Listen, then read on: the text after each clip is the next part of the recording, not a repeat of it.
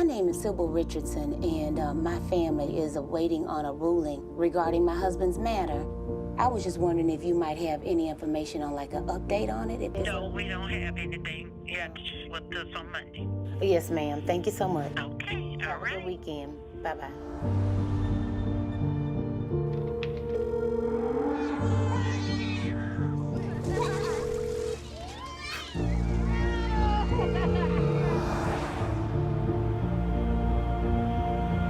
This is Sibil Richardson again. Where you at? No, we don't have anything. All righty. Thank you so much. My twins will be 18 next month. They have absolutely no idea what it means to have a father in their house, what fathers even do.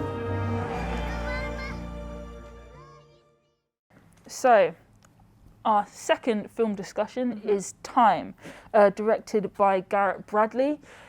It's a documentary about a woman called Fox Richardson. Her husband, Rob, is in prison for, I think he's been sentenced for 60 years for armed robbery, a crime which she was also involved in, but she only got an 11 or 12-year sentence. And it's basically a film documenting her fight to get her husband out of prison, but also her growth after she came out of prison, trying to turn her life around. She's got 5 boys. I think it was, yes. A lot of kids. 5 or 6 boys. 5 boys. Also trying to get them through as a single mother with the help of her mother. And it's part modern sort of filming of her. But also she recorded a lot of herself when she was sort of 20 on like a really old video camera. I'm not sure, I never was sure why she was actually filming everything. She obviously had like that historic, the sort of like future knowledge that this, it is such an amazing story though. But the addition of that footage, this archival footage almost, is just brilliant because of the fact it's not a non-linear, the fact that it's not a linear narrative, that it is non-linear, that it has these jumps throughout time. It shows that, okay, yes, because her basically what it is that when her and her husband are sent off to jail, she has 2 young twins and they're newborns. And what she focuses on is the fact that those 2 boys, they've grown up without knowing what it's like to have a father in the home because he's been stuck in prison.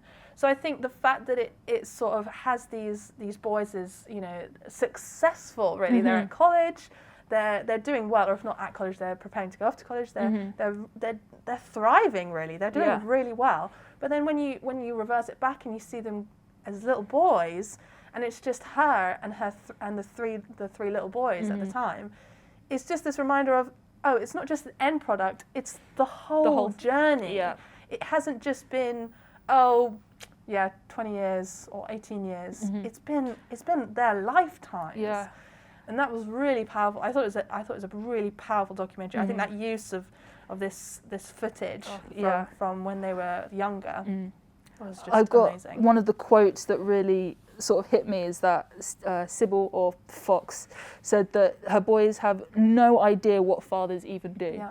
And that really sort of it's a difficult, when I was thinking about this film and while I was watching it, it's a difficult film to talk about and discuss if you're not sympathetic to what they do. And what we've said before and we will say is that they both committed the crime. Yeah. So I think Fox was just the getaway driver, but it was armed robbery, and they don't shy away from the fact that that was the wrong thing to do. They don't try and... They acknowledge it. They acknowledge it and they don't try and justify it. But for people who aren't sympathetic to that, it's a difficult position to go from. Sure. And be like, oh, he deserves to come out, because it's one of those things like, it was armed robbery, so if they didn't have the money, was he prepared to shoot? Well, exactly. Well, people? That was the whole thing, is that they had... The reason that they did the armed robbery is because they had a business, it was struggling, they desperately needed money because they had 3 young children to provide for. So when you think of it from that perspective, there's, at the very start, she talks about, she says, desperate people do desperate things. It's as simple as that. And really, I mean, if it's the decision between letting your children starve or letting them struggle, and trying, then you've got to be sympathetic to that. I think you've got to be. Yeah. And she understands. There's a scene at the end where she goes and says sorry. She asks for the forgiveness of the people of the bank robbery, weren't they? So the women in the bank. And she's giving a speech to her pastor, and the people in the bank say, well, have you said sorry? Have you asked for forgiveness from your mother? Have you asked for forgiveness from your pastor? Have you asked for forgiveness from your church? And it's just this idea that everything touches everything. And she does ask for forgiveness because she understands that she needs to do so. Yeah. I think it's very hard to not sympathise with her, and she's very matter-of-fact about it all. Yes. Yeah, I think there are obviously many themes that they talk about. One thing I did find interesting, and I'd like to hear your opinion about it, is it never felt like a overly, I don't want to say overly, but very political sort of black people get sentenced way more than white people. It didn't have the stereotypical thing that you expect from documentary films with the black text at the end of the film saying there were this many of people. Yeah, it never had that. No. It was mentioned, I think, in one narrative, scene. Wasn't yeah, it was just focused on the family, and like you were saying, the main theme was of forgiveness. Like, I've done this terrible thing, but I'm trying to be better. And she has absolutely turned her life around. And the fact that she's become like a motivational speaker, hasn't she? Yeah, she's become a motivational speaker. You know, for such a long time, it was her and her mother looking after these boys. And, you know, one of the boys graduates from dentistry school, so he's got a doctorate. One of the boys is going to college, I think, like 2 years early or something. And you see him, like, in a debate. Oh. God, I would hate to be the person opposite him. He was so articulate and so well spoken. Another one, I think, is working with the mother. And you're just like, that is an amazing accomplishment for people to do, for that family to do without the father.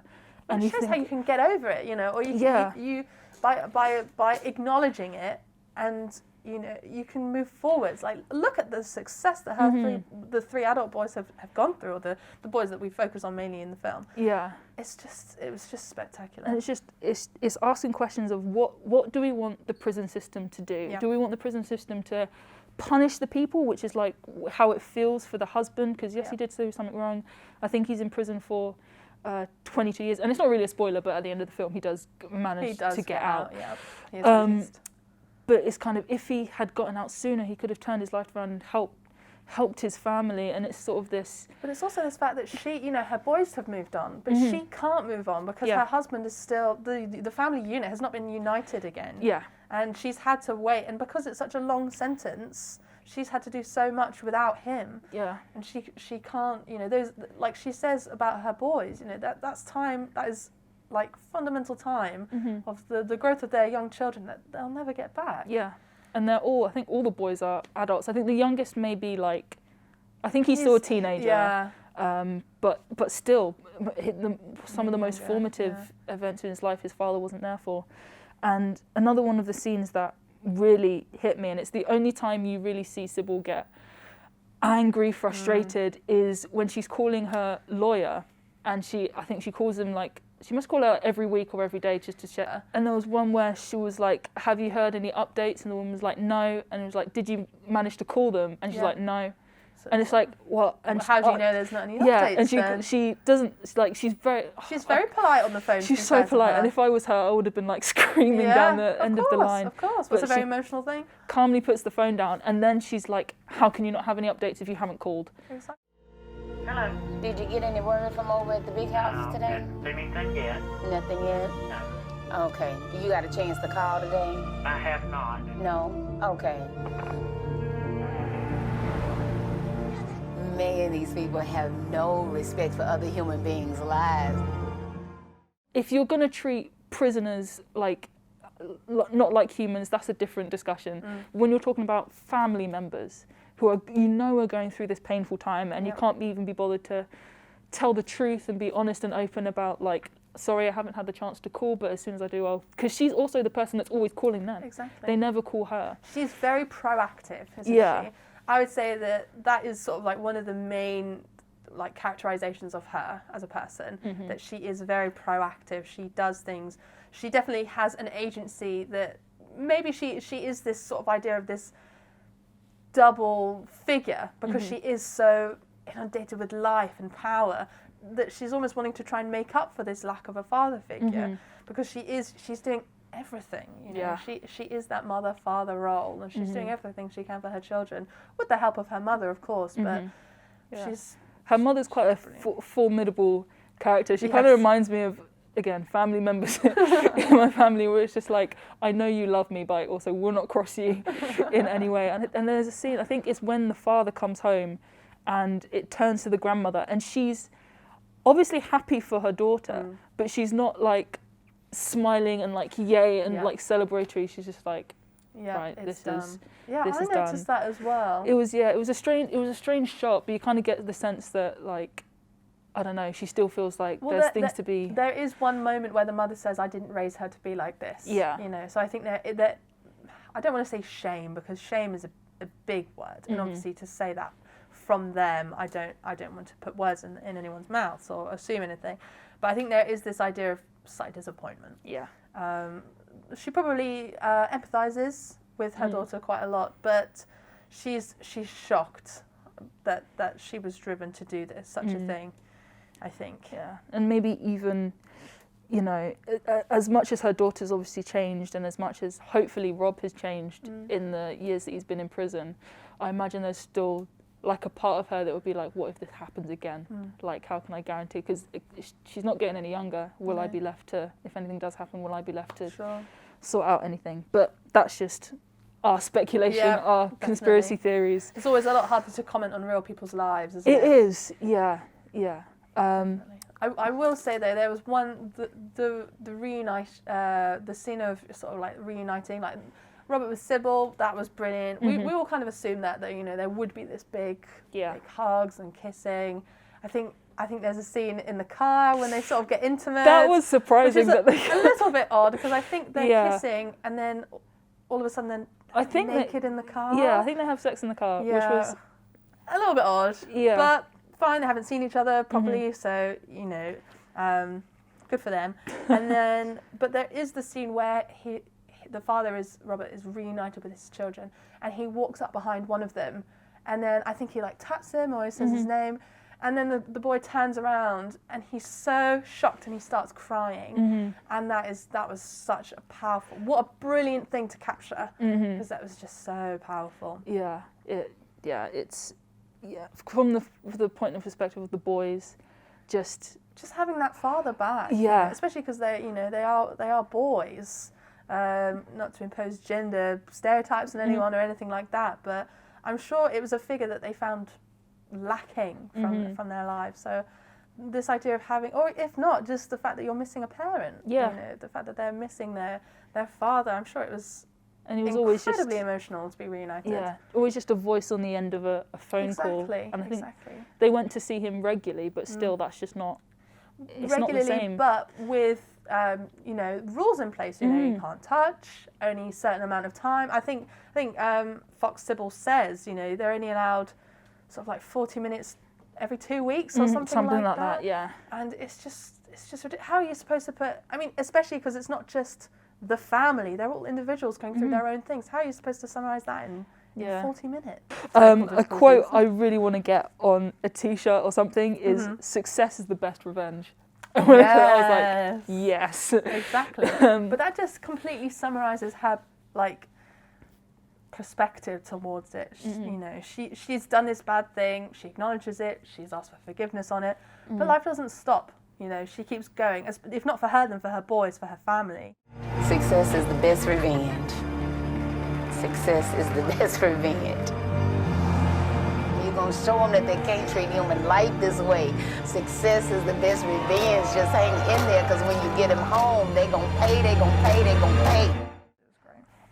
I wrote down so obviously the film is called Time, and the different like connotations that could have. So it's time as in time in prison, so the 20 to potentially 60 years that Rob could have had in prison, the time that they had to endure apart, and the time that you need in order to become a family, and also asking again that theme of forgiveness, asking for time to change. Yeah. It doesn't. It won't happen overnight. It won't happen even in a whole prison sentence. But just please give us time to change and prove that we can actually be members of society. Give us the time of day to show you that we're Yeah. changing as well. Exactly, because it was a stupid mistake they made in their 20s, Yeah. and like I'm 22, a like desperate mistake. Exactly, a desperate mistake for their and- young family. yeah, But they said it. They were childhood sweethearts, I think, weren't they? So by the time that they were our age, they'd already had 3 young children. yeah, Their perspectives, their needs, their requirements are completely different. Yeah. And it was, as she said, it was a desperate decision. yeah. This is something that she needed to do. So I think even if you're on the fence about sort of how prison sentences should be decided, and like we said before, they never shy away from the fact that they did do something wrong, and the film, even though I didn't know that at the end of the film Rob would be released, so through it, even though I didn't know that, it never looked like a plea, like please get him like released, Fundraising, anything like that. It wasn't like that, this is such an injustice, because it wasn't. They did do a thing wrong, but focusing on the family and the effects that being in prison for such a long time has on the family unit and on people is just, hopefully that will change your mind, or just give a little bit of perspective on people that are going through something like this. It's a really good documentary. Very good A definite documentary. recommend. Absolutely. Okay. Thank you for watching the video. More of our reviews at the BFI Film Festival are in the works, so please watch this space if you'd like to check them out.